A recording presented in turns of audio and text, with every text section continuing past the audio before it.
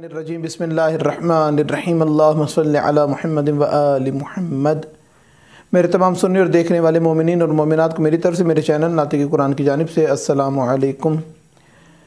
ماہ رجب المرجب کا ایک خاص عمل اور فضیلت قل هو اللہ احد سورہ اخلاص کا پڑھنا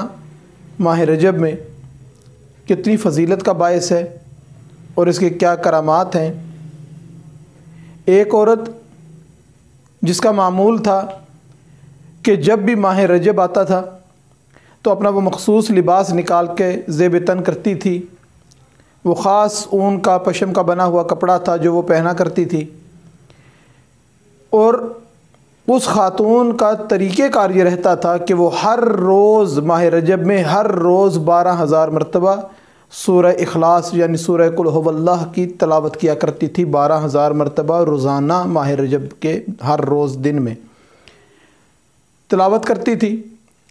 اب یہ تلاوت کا وقت کیسے نکلتا ہے، کیسے تلاوت کی جا سکتی ہے، اتنا ٹائم کہاں سے ملے گا کہ 12,000 مرتبہ اس کی تلاوت کی جائے؟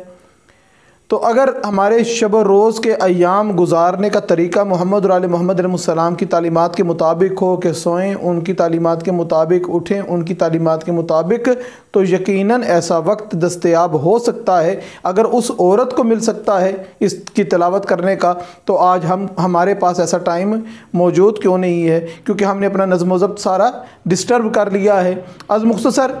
کہ وہ خاتون 12,000 مرتبہ سورہ اخلاص کی تلاوت کیا کرتی تھی۔ اپنے بیٹے کو اس نے کہا کہ بیٹا دیکھنا کہ جب میں اس دنیا سے جاؤں تو میرے کپڑے جو میں نے رجب کے مہینے میں استعمال کرتی ہوں میرے بدن پہ کفن کی جگہ پر وہ لباس مجھے دینا کہ میں اس لباس میں قبر میں جاؤں۔ اس کی ماں بیمار ہوئی، تیمارداری کی گئی، اس کا علاج کیا گیا، مگر وہ صحت یاب نہ ہو سکی اور دنیا سے انتقال کر گئی۔ تو اس کے بیٹے نے اپنی ماں سے محبت کے اظہار کرتے ہوئے، اور وہ لمحات ایسے تھے کہ ماں جس کی چلی جائے وہی جانتا ہے کہ وہ وقت اس کے اوپر کیسا گزرتا ہے، اس نے بہترین سا کفن منگوا کے اپنی ماں کو پہنوایا اور قبر میں اتارا، دفن کر دیا۔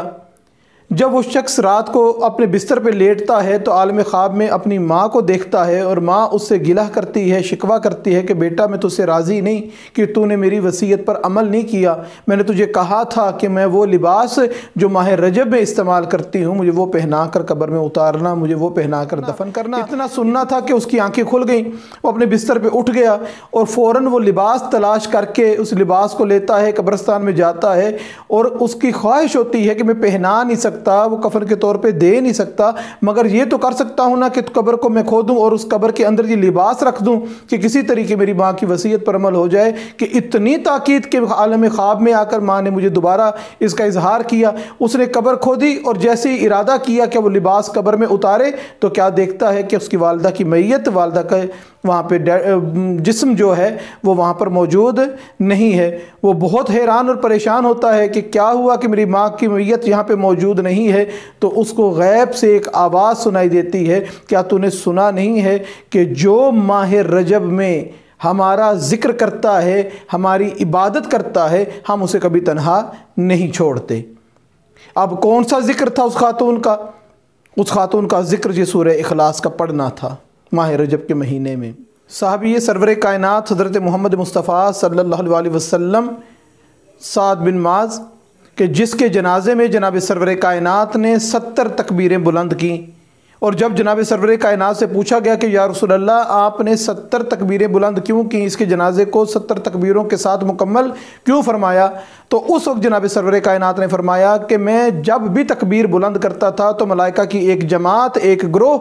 اس کے جنازے میں شرکت کے لیے آ جاتا تھا۔ میں 70 تکبیریں اس لیے بلند کی کہ 70 گروہ ملائکہ اس کے جنازے میں شرکت کے لیے آئے۔ تو پوچھا گیا یا رسول اللہ اتنی فضیلت، اتنی عظمت اس کو کیسے ملی کہ اتنے ملائکہ اس کے جنازے میں شرکت کے لیے تشریف لے کر آئے؟ تو جناب سرور کائنات نے فرمایا کہ اس کا معمول تھا کہ ہر وقت، ہر گھڑی اٹھتا بیٹھتا جب بھی اس کو موقع ملتا تھا یہ سورہ اخلاص کی تلاوت کرتا تھا، سورہ قل هو اللہ پڑھتا تھا۔ پروردگار سے دعا ہے کہ پروردگار ہم کو ماہ رجب کے مکمل فیوز و برکات سے مستفید ہونے کی توفیق عطا فرمائے، اور ماہ رجب میں خاص طور پہ اس سورہ اخلاص کی تلاوت کرنے کی توفیق عطا فرمائے۔ وما علینا الا البلاغ المبین۔